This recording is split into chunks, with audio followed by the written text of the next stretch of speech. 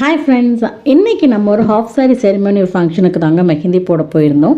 So அங்கே அந்த பேபிக்கு பார்த்தீங்கன்னா ஃப்ரண்ட் அண்ட் பேக் அவங்க கேட்ட மாதிரியே போட்டு கொடுத்துட்டோம்.